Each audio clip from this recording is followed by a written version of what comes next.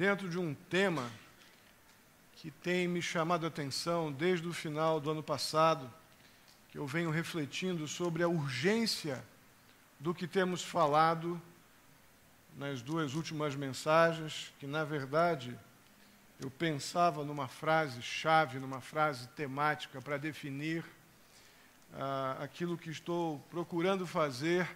Ainda seguramente continuarei nessa sequência por alguns domingos, mas dentro do seguinte tema: pequenos tropeços, grandes tragédias. Como eu tenho dito, nós não caímos, não tropeçamos nas coisas grandes.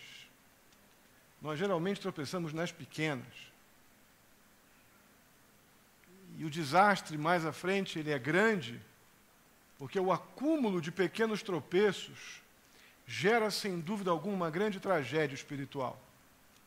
Então, pequenos tropeços, grandes tragédias, é o tema que abraça essa sequência que temos feito. Domingo retrasado, falei sobre Pedro, quando Jesus o chama sobre as águas e ele salta do barco, e definimos ali que a vida cristã não é um passeio no parque, mas literalmente a vida cristã é um andar sobre as águas. Algo que não é natural, ninguém anda sobre as águas, a não ser que você esteja caminhando na direção daquele que te chamou. Jesus disse: venha. Por isso, então, em obediência, Pedro salta do barco e anda sobre as águas, e ali permanece até sentir o vento e se distrair. O Senhor vai, o encontra, o tira da água e diz: homem de fé pequenininha, sai daí. Então as distrações, as pequenas distrações, podem nos fazer afundar. E a vida cristã não é um passeio no parque. A vida cristã é um andar sobre as águas. Semana passada vimos a necessidade da vigilância. Porque Satanás, ele constantemente, o trabalho do diabo é tentar para que nós possamos cair nas suas ciladas. E além das ciladas, existe aquela outra realidade que Satanás gosta de botar o dedo: os dias maus.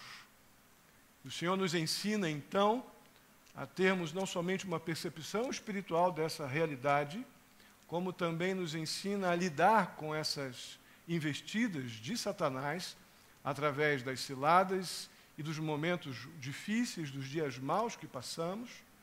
O Senhor nos ensina a usar a espada da palavra, o escudo da fé, a armadura, o colete, o escudo não, como é que é? A couraça da justiça, protegendo o nosso, lembra? Nosso coração. O capacete com a convicção da salvação. Falamos sobre isso semana passada. E hoje continuaremos nessa mesma. Percebam que estamos lidando com realidades fundamentais, básicas da nossa fé. E é aí que nós fracassamos. Nós não fracassamos porque talvez não tenhamos um conceito ainda completo escatológico sobre a volta de Jesus. Não. Nós fracassamos porque deixamos de tratar o diabo como inimigo da cruz. Nós fracassamos porque achamos que a vida cristã é um play center constante.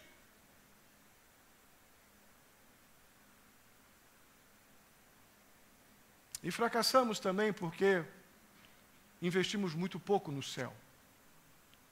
Trabalhamos muito por coisas terrenas. E quando os desafios da vida batem à nossa porta, estamos frágeis, porque não investimos o suficiente nas coisas do céu. Por isso, abra a sua Bíblia em Mateus capítulo 6. Mateus capítulo 6, estaremos lendo dos versos 19 ao 24.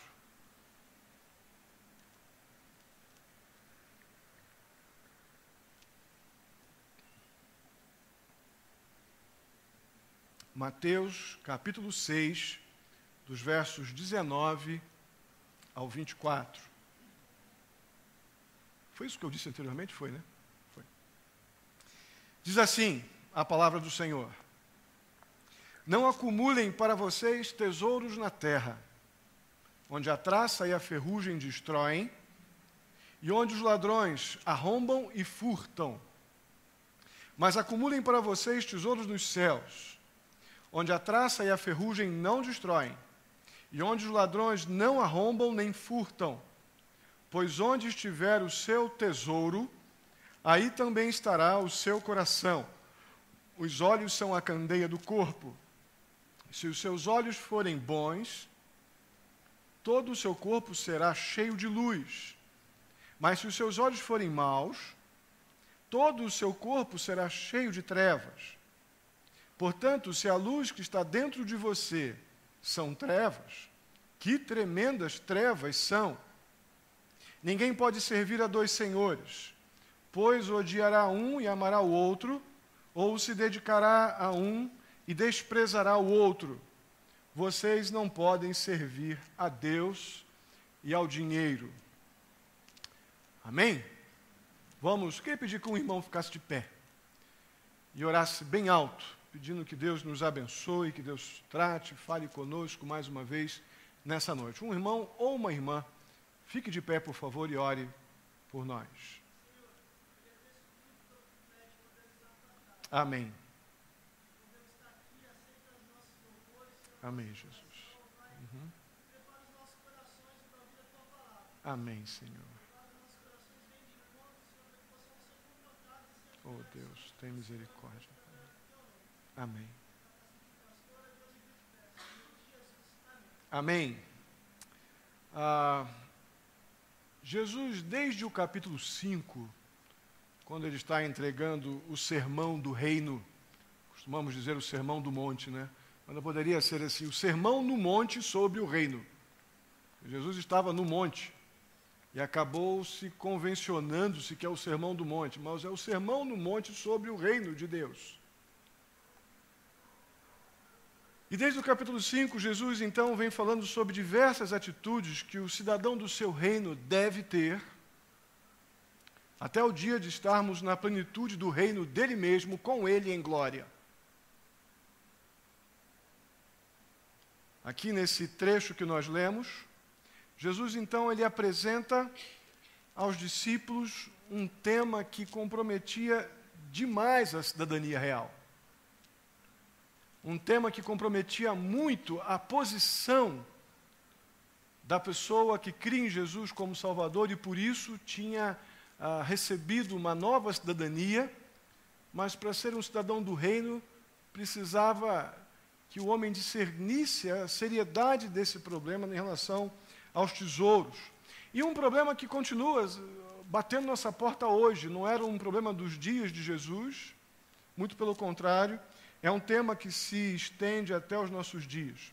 Nesse contexto que nós lemos agora, Jesus faz alguns paralelos entre uma vida modesta, uma vida cheia de contentamento com o que se tem, e ele espera que os discípulos tenham essa vida contente, ou seja, aquela pessoa que está plena de satisfação com aquilo que Deus lhe deu. Isso não significa ter muito dinheiro ou bens. Isso significa em ter satisfação com aquilo que Deus lhe deu. Está diretamente ligado à ideia do contentamento com o Senhor.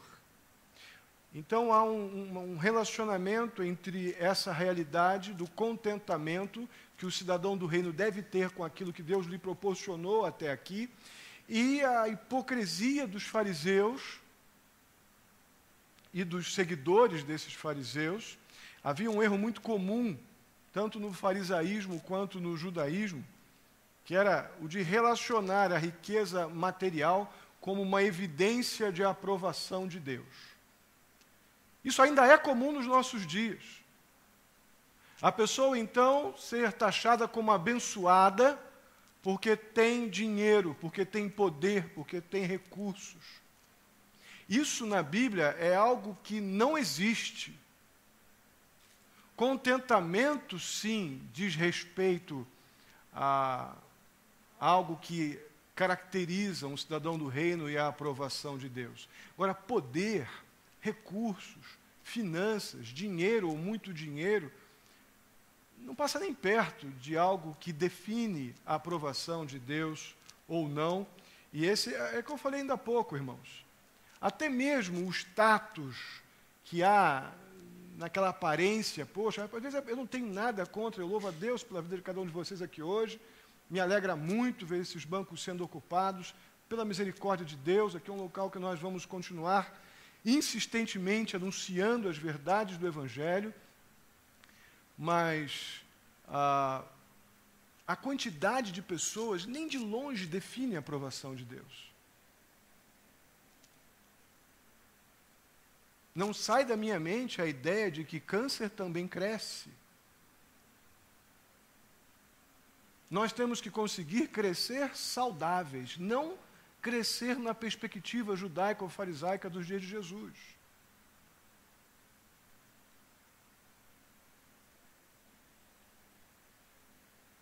E nessa sequência, então, Jesus adverte os discípulos dizendo que é absolutamente insensato acumular riquezas, porque as traças comem, a ferrugem destrói, os ladrões arrombam, roubam.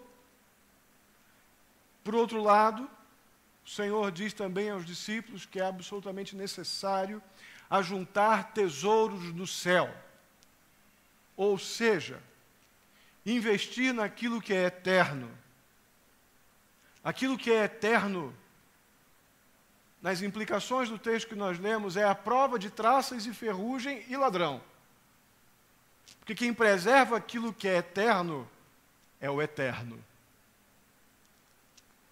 Então, se nós olharmos com uma perspectiva cuidadosa, fazendo um inventário do nosso tempo, nós gastamos muito mais tempo alimentando traças e ferrugem do que propriamente investindo naquilo que não desaparece nunca.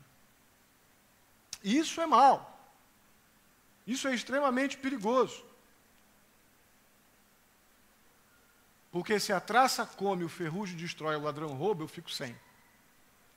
E se a nossa segurança está em coisas que eu posso perder, podemos ser pessoas constantemente inseguras e apavoradas. Algo que a gente precisa mencionar é que Jesus não está pregando contra os bens que as pessoas possam ter, de jeito nenhum. Aquilo que possamos ter como fruto do nosso trabalho, do nosso empenho, do nosso planejamento, de forma alguma. Só usando uma rápida ilustração, os próprios pais de Jesus, José e Maria, eles tinham uma carpintaria, e pelo que eu entendo biblicamente, muito bem equipada. José produzia, provavelmente, mesas e cadeiras, banquetas, até a sua morte. Depois Jesus provavelmente assumiu o trabalho do seu pai, a carpintaria do seu pai. Eles deveriam ter um lugar para morar, deveriam ter seus recursos, seus equipamentos, enfim. Eu creio que isso é normal. Materialmente falando, aquilo talvez fosse a riqueza que eles tinham. Então o Senhor Jesus não está pregando contra a riqueza de ninguém, contra os bens que alguém possa ter. Mas, sem dúvida, tanto José quanto Maria, eles não serviam aos bens. Os bens os serviam. Eles não serviam, não tinham toda a sua alegria ou sua esperança naquilo que tinham, mas tinham contentamento com o que tinham e investiam naquilo que é eterno. Irmãos, isso é extremamente comum na nossa realidade, sermos alimentadores de pragas em relação à nossa vida espiritual.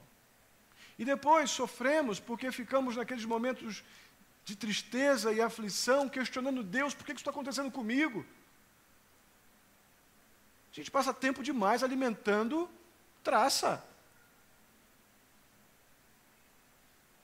Quando deveríamos estar usando o que temos, que Deus nos deu, para a glória dEle, para o nosso bem, e não servindo aquilo que temos. Alguém pode possuir, irmãos, muito, e mesmo assim está absolutamente livre para servir a Deus e a sua causa a qualquer hora e de forma ainda muito generosa. Ter recursos não é sinônimo de forma alguma de impedimento para a obra do Senhor, muito pelo contrário. E também, por outro lado, alguém pode possuir muito pouco, ter poucos bens, poucas coisas, mas estar pecaminosamente preso àquilo que tem. Então a coisa vai passar sempre pelo coração e pelas escolhas que fazemos, e essa realidade da onde investimos o nosso tempo precisa ser avaliada. A verdadeira maldição, então, a verdadeira luta que nós lidamos aqui, dos tesouros na terra, está no perigo grande do nosso coração ser escravizado pelo desejo de ter. Quando o nosso coração está preso pelo desejo de possuir coisas, ter, aquela coisa da posse. A Bíblia então diz que onde está o seu tesouro, ali está a sua vontade, ali está o seu ânimo, ali está o seu coração. Essa ilustração ela é muito prática. Onde está o seu tesouro, está a sua alegria. Então, se eu dedico todo o meu esforço, todo o meu empenho naquilo que a traça come, o ladrão rouba, ou a ferrugem destrói, e a minha vontade, o meu ânimo, a minha alegria está nessas coisas, meu potencial, na verdade, eu sou uma bomba relógio, né? Eu estou pronto para entrar em crise emocional, de ansiedade, de medo, a qualquer momento, porque a insegurança certamente virá. Mas eu quero pensar com os irmãos na seguinte situação. Nem todo tesouro consiste em bens materiais. Nem todo tesouro consiste em dinheiro. A gente subestima um pouco esse texto porque julgamos que nós não temos riqueza. Eu não sou rico, esse texto não é para mim. Nem todo tesouro que temos, onde botamos também a nossa vontade, a nossa alegria e nosso coração, significa dinheiro ou coisas materiais. É muito comum encontrarmos pessoas entesourando seus desejos, transformando suas vontades em joias preciosas, em bens imperdíveis, pessoas transformando seus confortos e prazeres em riqueza, em algo que possui, não quer perder, como se ali tivesse tudo o que ela precisa para ser feliz. Então nós estamos sim, perfeitamente dentro deste contexto, desse trecho das Escrituras.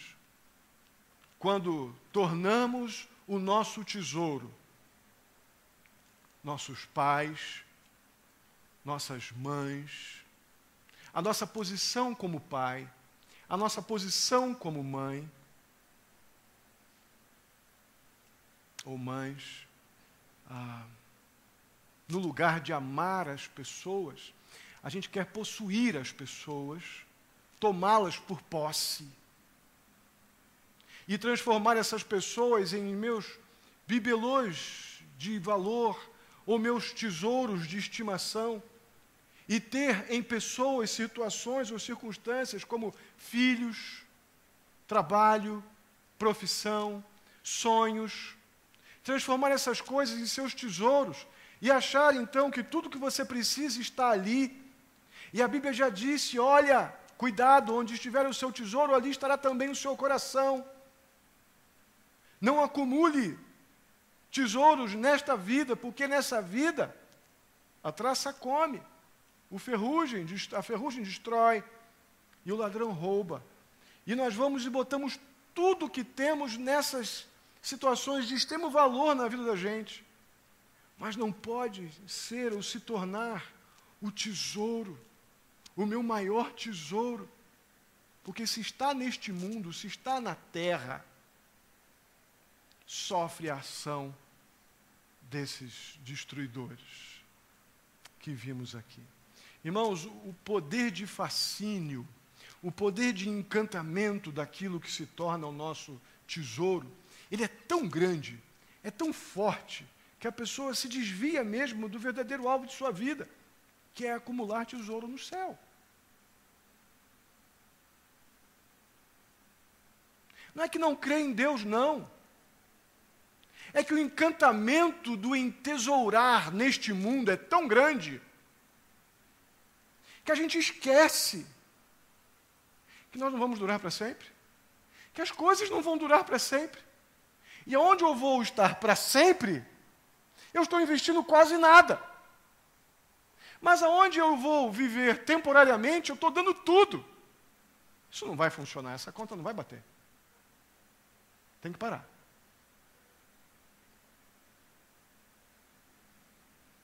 Aí Jesus faz para ajudar na compreensão desse problema, Jesus faz uso de uma parábola para nos ajudar a entender o que está acontecendo. É a parábola do olho saudável e do olho doente. Irmãos, eu já li isso aqui uma centena de vezes. Mas só percebi esse detalhe dessa parábola que Jesus usa dentro dessa figura esses dias. Olha o que diz aí. Vamos ler juntos? Só o que está em parênteses você não precisa ler, não. Os olhos são a candeia do corpo. Se os seus olhos forem bons, todo o seu corpo será cheio de luz. Mas se os seus olhos forem maus, todo o seu corpo será cheio de trevas. Portanto, se a luz que está dentro de você são trevas, que tremendas trevas são. Uau! A versão revista e atualizada diz que são os olhos a lâmpada do corpo. São os olhos a luz do corpo. Parece que essa parábola, a parábola dentro, explicando, relembrando os irmãos, parábolas são figuras, histórias que Jesus contava para que os discípulos pudessem aplicar os princípios, as verdades absolutas que o Senhor Jesus ensinava, mas para que eles pudessem aplicar e memorizar e guardar as verdades que o Senhor queria que eles não perdessem. Tornar de forma mais aplicável aquilo que o Senhor Jesus vinha ministrando aos discípulos e a nós. E aqui a gente vê que, me parece que essa parábola sugere que o olhar da pessoa revela que ela, ou como ela se relaciona com aquilo que tem, com seus bens, com os seus tesouros. Algo tem a ver com o olhar. No olhar, ou seja, na maneira como se vê. Porque eu comentava com a Alcione em casa sobre essa parábola dentro dessa narrativa, e a Alcione virou para mim e falou assim, mas bem, se é no olhar, como é que fica o cego? Está igual o menino aqui no passado, muitos anos atrás, um junior estava dando um panorama sobre a volta de Cristo para os juniores. E a gente chegou naquele momento ali onde Jesus vem, né, no final da tribulação, período ali, a introdução do período milenar. Jesus vem do céu montado num cavalo branco, né, com o seu manto salpicado de sangue, na sua perna escrita Rei dos Reis, Senhor dos Senhores, e com ele, atrás dele, vem o seu exército, né? E o pequenininho levantou a mão. Pastor, o que foi, rapaz? Pastor, tem cavalo no céu. Foi mais ou menos ao Alcione lá em casa. Mas bem, e o cego? Mas foi ótimo, porque nós estamos lidando, obviamente, com figuras. E a ideia do olhar aqui é a maneira como se vê algo. O cego, seguramente, ele não olha, mas certamente ele imagina, e talvez de forma mais criativa ainda do que aquele que enxerga com os olhos, não é? Com o olhar. Então, a ideia aqui, eu acredito que está nesse sentido. No olhar, o olhar da pessoa, a maneira como ela enxerga as coisas, revela ou liberalidade, ou seja, prazer em repartir. E aí, quando eu digo prazer em repartir, irmãos, e eu falei há pouco do tesouro, de tesouros da vida da gente, que nós tornamos tesouros neste mundo e colocamos toda a nossa vontade, todo o nosso coração naquilo, toda a nossa alegria. E a gente, às vezes, faz isso com o marido, com a esposa, com o trabalho, com o filho, com bens, com prazeres, com conforto. Colocamos toda a nossa atenção nisso. A questão é que o olhar, a maneira como eu lido com aquilo que eu desejo, vai revelar realmente ou liberalidade, uma facilidade de dividir o que eu tenho. Olha, não vai dividir seu marido, você vai dividir talvez o tempo do seu marido, né? Da sua esposa, daquilo que você tem, do seu conforto, com alguma outra causa legítima, ou vai revelar uma avareza terrível, uma insatisfação grande com o que tem, um constante medo, porque essa ideia de posse está muito agarrada a esse entesouramento das coisas que fazemos. Então, esse olhar, essa maneira de ver a vida pode revelar também uma tremenda de uma avareza, que é essa insatisfação. Na verdade, eu considero a avareza muito mais uma falta de saciedade do que insatisfação. Porque a pessoa que nunca se satisfaz com o que tem, com o tempo que a esposa dá para ele ou para ela, com o tempo de conforto ou de lazer que tem, está sempre faltando alguma coisa, essa pessoa insatisfeita, ela não divide nada. Ela não tem liberalidade, ela não reparte. Só que ela esquece também que se ela não perde o tesouro neste mundo de uma forma, ela pode acabar perdendo de outra, ou pelo ladrão, ou pela traça, ou pela ferrugem, ou pelo desconforto que ela causa com a sua avareza em relação às pessoas que convivem, enfim. Sério demais isso. Então, a maneira como nós vemos o que temos no olhar pode revelar, sim, a bênção da generosidade, como também a desgraça da ganância, da avareza. Aí o texto continua. Se os seus olhos forem bons, o que temos aqui? A ideia de um olhar bom, um olhar saudável. A palavra aqui, ela permite que a gente lide com a ideia de algo saudável. Se o teu olhar é saudável, mas também tem uma outra possibilidade de tradução muito interessante. Se o teu olhar é simples, isso me chamou muito a atenção. O que seria um olhar simples? Eu vou ilustrar isso para vocês na prática. O nosso olho, ele foi feito para captar, para visualizar uma coisa de cada vez. Deus criou nossa capacidade de enxergar para ver de forma completa uma coisa de cada vez. A questão é que o olho humano ele não é capaz de enxergar e gravar perfeitamente duas coisas ao mesmo tempo. Não é natural para a formação nossa ocular. A gente vê a prática disso no motorista de carro, que ele não consegue simultaneamente visualizar a estrada à sua frente, aquela paisagem linda, a montanha com animais pastando, vacas pastando, aquela coisa. Eu sou meio complicado nisso, porque o senhor falou, bem, olha para frente, eu vim falando isso. Eu vou dirigir, vaquinha, né? E eu estou lá. Não dá. Você vai abandonar alguém, ou a estrada ou as vacas.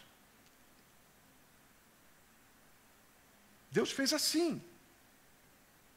Esse olhar para os lados, realmente, ele nos tira a direção, torna a nossa direção algo inseguro, complicado, perigoso. Nós podemos chamar isso, então, de um olhar que está dividido. Ele não é simples, ele não é objetivo. Um olhar dividido, no sentido de não poder ver somente numa direção. Que coisa séria, que parábola interessante. Aí o Senhor Jesus continua dizendo, se os seus olhos forem bons ou simples, ou seja, quando você conseguir olhar numa direção só, numa única direção, então todo o teu corpo será dirigido de forma correta e segura, porque você não está com o olhar dividido, você não está tirando a tua atenção, você está olhando para onde tem que olhar, então você vai poder caminhar de forma segura.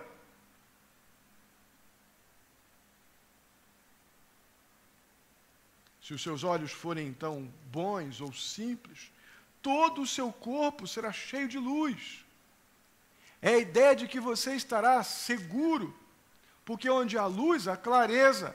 Não dá para tropeçar, dá para saber para onde eu estou indo, eu estou caminhando com segurança, eu não estou com o meu olhar dividido, o meu olhar é simples, objetivo e tem um foco só que me leva na direção que eu preciso ir. Toda a sua vida, então, estará segura. A caminhada na fé se torna prazerosa. A caminhada na fé se torna gostosa, segura. Por outro lado, quando os olhos forem maus, quando o olhar for mau, a atenção está dividida, o corpo inteiro vai ser então conduzido para insegurança. Você está dividido. O corpo inteiro vai ser levado para a insatisfação. Você está olhando mal, você não consegue olhar na direção que tem que olhar. Você olha para duas coisas e quer que as duas coisas aconteçam simultaneamente. Você não vai conseguir. Então isso traz insatisfação, isso traz trevas, é o que o texto diz. Todo o seu corpo será cheio de trevas, angústia, medo, insegurança, frustrações. Porque se a luz que está dentro de você são trevas, que tremendas trevas são. O angustioso aqui, meus irmãos, não é o fato apenas do problema em si, de uma visão dividida, mas é porque o crente é capaz de fazer isso. Essa insatisfação aqui, essa visão dividida, está sendo ministrada, essas verdades aqui, estão sendo ministradas para os discípulos. Eu e você, que devíamos ter um olhar são, um olhar saudável e não dividido, mas o tesouro, as paixões que nós temos pelos nossos interesses, prazeres, aquilo que possuímos como se fosse nosso por posse, como se não fosse tudo de Deus. E Deus me deu o que eu tenho para usar como um bom mordomo dele. Mas eu tomo posse de uma tal maneira que eu não aceito nem mesmo a intromissão de Deus muitas vezes. Prefiro o olhar dividido, mas a Bíblia chama o olhar dividido de um olhar mau. Um olhar que gera insegurança, insatisfação. Um olhar que não é simples. Consequentemente, a angústia, o medo, as trevas das angústias, das frustrações, da insatisfação, da falta de saciedade. Essa palavra tem estado muito na minha cabeça. Irmãos, é lógico que uns têm mais do que outros, uns têm mais oportunidades para aquilo, outros têm mais oportunidades para aquilo outro, outros não têm oportunidade, outros têm o que precisam para viver. A palavra-chave da vida cristã é contentamento, e associado ao contentamento é a capacidade do Espírito de Deus de trazer saciedade ao nosso coração. Quando não temos saciedade, nada, por mais que você ganhe, por mais que você tenha, sonho da minha vida, ter meu marido, ter minha esposa, ter meus filhos, ter a minha casa, ter a minha estabilidade. Deus te dá isso tudo, você continua insaciável. Sabe por quê? Olhar dividido. O olhar dividido é o olhar que a Bíblia chama de mal, que não traz paz. Deixa todo o corpo doente, porque não te leva para lugares seguros. A insatisfação, ela só gera frustração. Jesus, então, termina esse tema com uma claríssima advertência. Ninguém pode servir a dois senhores. Vamos ler juntos, do começo. Ninguém pode servir a dois senhores, pois odiará um e amará o outro, ou se dedicará a um e desprezará o outro. Vocês não podem servir a Deus e às... Meus irmãos, nós vimos que não é apenas o coração que não pode servir a dois senhores. Nós vimos também que os olhos não podem servir a dois senhores.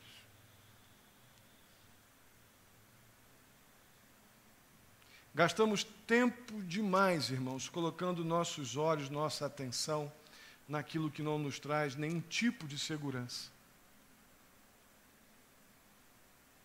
Sofremos porque temos um olhar dividido. Onde está o nosso olhar, também está o nosso coração. Quando o nosso maior tesouro, meus irmãos, é Cristo Jesus e as riquezas da sua graça, o nosso olhar para a vida é um olhar espiritual. Vou repetir. Quando o nosso maior tesouro é o Senhor Jesus Cristo e a sua graça, o nosso olhar para a vida, para a nossa vida, é um olhar espiritual. Traz contentamento. E esse contentamento, essa saciedade alcança todas as áreas da nossa vida. Nossas inseguranças são saciadas. Nossos desconfortos são tratados. Nossos medos são supridos. Nossa alegria é bem tratada. Mas se o nosso tesouro é Cristo Jesus e a sua graça, quando não é, irmãos, temos medo de tudo. Temos medo de perder aquilo que julgamos que temos como por posse. Mas Deus, na hora que Ele quiser, Ele pode tirar. É dele. Falava com um querido irmão esses dias sobre a maneira como nós lidamos, na correria do dia a dia, do trabalho, aquela agitação, preocupações e problemas de trabalho, tal. E falamos, poxa, mas nessa situação a gente acaba até esquecendo das verdades espirituais e quando a gente vai lembrar, só vai orar no final do dia, só vai lembrar de Deus quando vai para casa. Isso é possível? O que eu acabei de dizer? É ou não? É. A questão é, onde está o meu tesouro? Ali está o meu? Onde está o meu olhar simples ou o meu olhar mau? Ali também estará o meu? Legal. A pessoa que vai para o trabalho e tem um dia super agitado, ela acordou? Acordou? Por quê? Não é porque ela está viva, né? Mas porque Deus quis. Ela tomou café? Talvez não tenha sido um cafezão, pode ser um cafezinho, mas tomou? Porque Deus quis. Chegou no trabalho, no horário, bateu o ponto, tudo bacaninha? Joia, porque Deus quis. Trabalhou com dedicação, problemas de todos os tipos, aperto e tal, você conseguiu tratar, resolver, uns resolveu, outros não, mas você teve agilidade, flexibilidade, você ficou tenso, não resolveu nada, mas está lá, está lutando.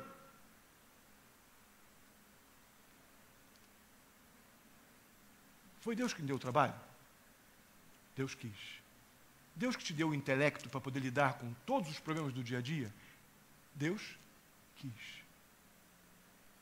Você vai receber salário no final do mês? Porque Deus? Você vai chegar em casa no final do dia? Porque Deus? Por que eu não tenho tempo para pensar em Deus quando eu estou com problemas no trabalho? Então o problema não está no trabalho. O problema não está nos problemas.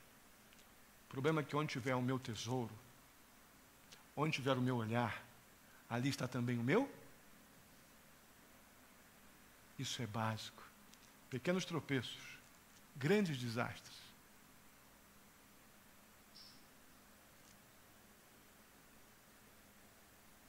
Meus irmãos, se nós amamos a Deus, mas nós estamos com a nossa atenção dividida, a Bíblia diz que nós estamos servindo a dois senhores, aqui no verso 24. Se amamos a Deus, mas estamos querendo enxergar as vaquinhas na montanha e a estrada ao mesmo tempo, estamos servindo a dois senhores. A Bíblia diz, amando a um e odiando o outro, dedicando-se a um ou desprezando o outro. Olha o problemão que temos aqui.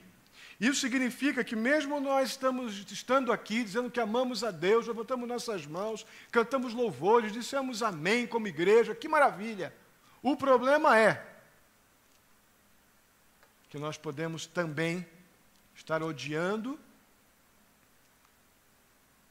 ou desprezando o Senhor Jesus.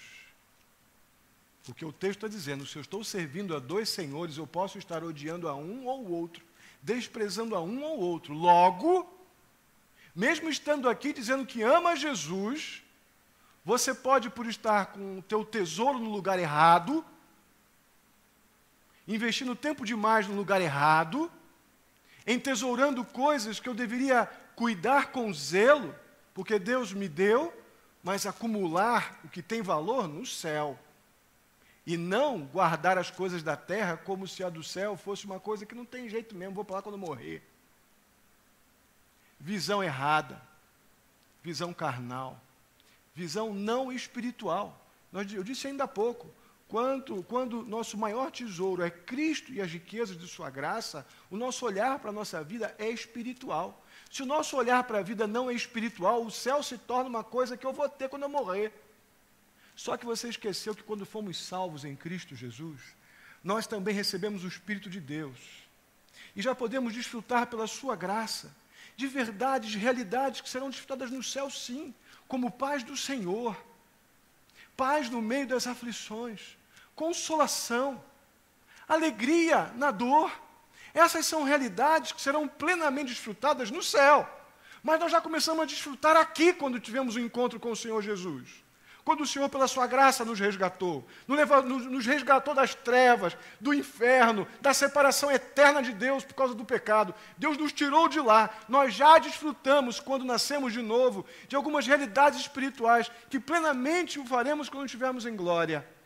Mas já desfrutamos agora muitas coisas bacanas, mas só se o meu tesouro é Cristo Jesus e a sua graça. Senão a visão da vida não é espiritual, é carnal. É material. E nos tornamos pessoas apavoradas, nos tornamos pessoas insatisfeitas, insaciáveis, mesmo confessando Jesus como Salvador.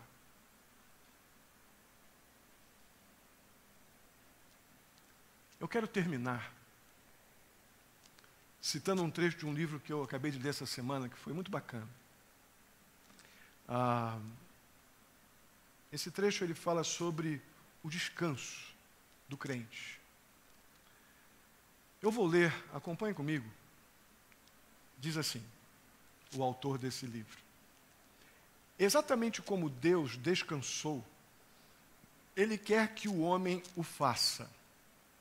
Abaixe sua cabeça, erga seus pés para cima, relaxe da cabeça aos pés, recolha os pensamentos vagos, respire adequadamente, pense na justificação, na qual nós aceitamos tudo o que Cristo fez por nós.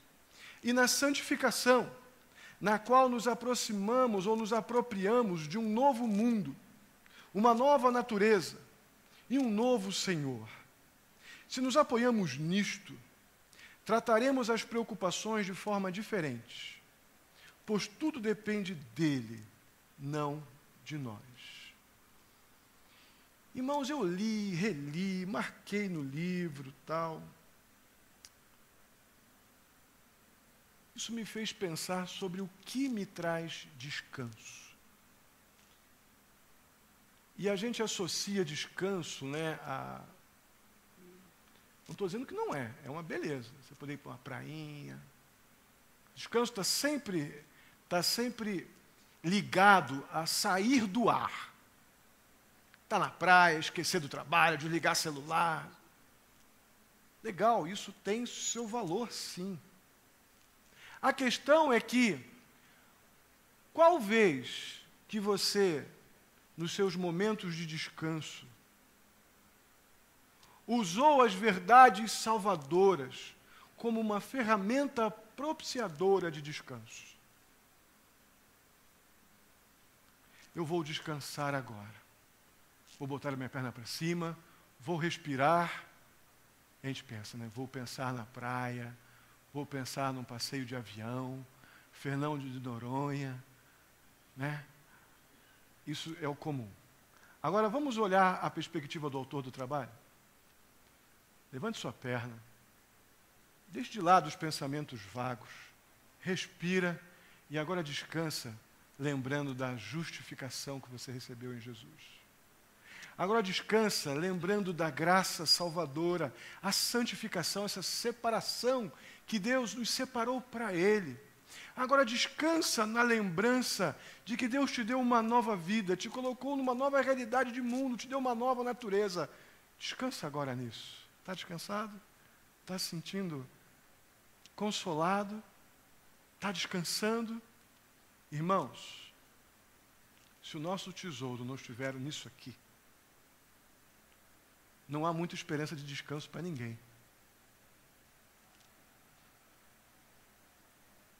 Nenhum tesouro na terra pode trazer esse tipo de descanso.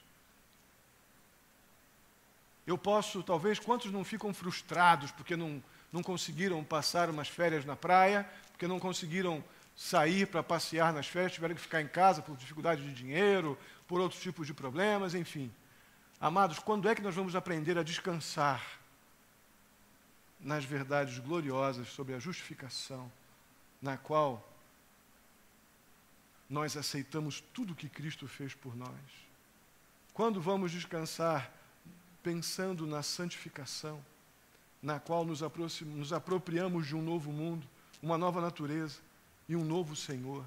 Tudo depende dele.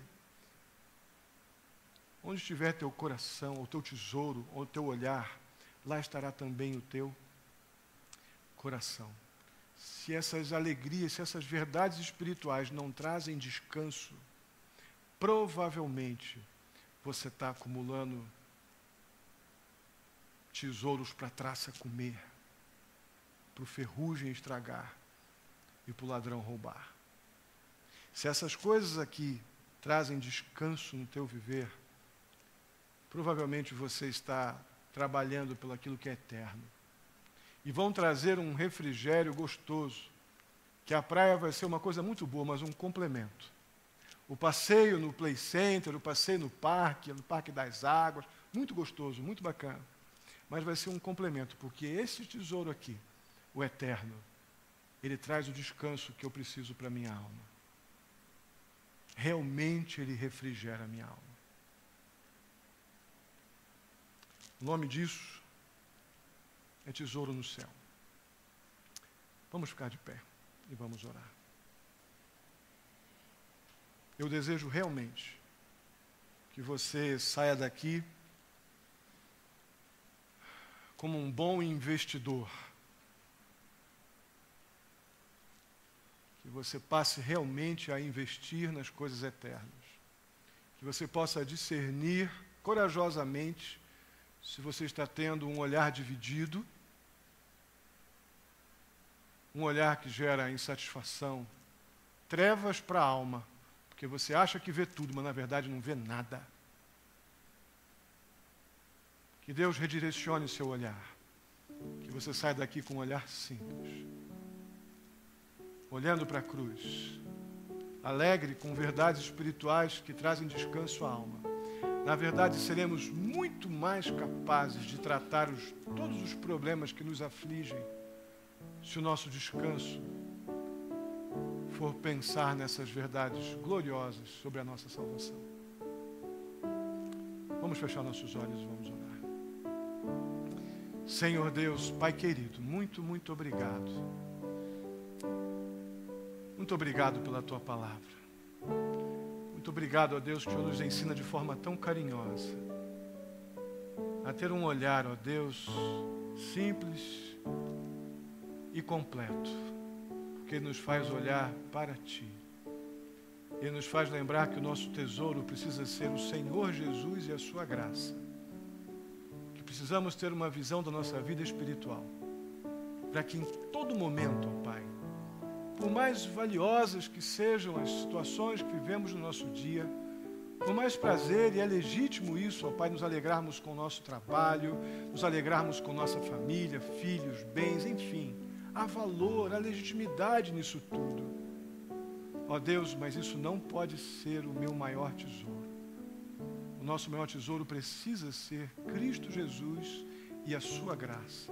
Se olharmos bem, ó Pai, todo o nosso corpo estará luminoso, cheio de vida, rejeitando as trevas, a angústia, a falta de saciedade que traz tanta angústia e aflição. Ajuda-nos a sair daqui, ó Deus, como pessoas que entesouram nos céus, Senhor. Muito obrigado. Renova cada um com a tua graça, com a tua misericórdia. Que saímos daqui decididos, ó Deus, a sentar nos nossos lugarzinhos de descanso. E antes, ó Deus, de pensarmos em qualquer outro prazer, estejamos lembrando da justificação que nos foi dada em Jesus, da santificação que nos foi propiciada na cruz, da alegria, ó Pai, de sermos cidadãos do céu, da vida eterna, do perdão de pecados. Que isso, ó Pai, traga saciedade, que isso traga descanso, e todas as demais coisas nos serão acrescentadas. Muito obrigado, ó Deus querido, que a tua palavra encontre, ó Deus, o lugar certo, guarida no coração de cada um aqui eu clamo. Leva-nos em paz para os nossos lares. Dá-nos uma semana em tudo provida, direcionada pelo Senhor. Muito obrigado pelos dízimos e ofertas. Continua abençoando a tua igreja. Aqueles que trouxeram de forma obediente seus dízimos e ofertas, que as tuas bênçãos se renovem e promessas sobre a vida desses queridos. Aqueles que ainda lutam, Pai Santo, para poderem também estar obedecendo nesta área. Que o Senhor os abençoe com o trabalho. Que o Senhor os abençoe, ó Deus, com o desejo da obediência e da liberalidade em suas ofertas.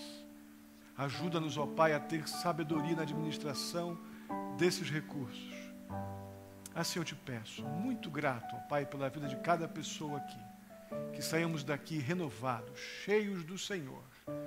Assim eu te peço, ó Deus, em nome de Jesus.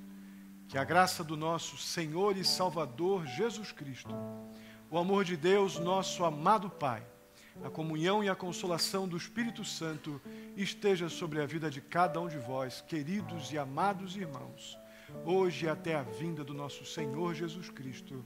Amém e amém. Deus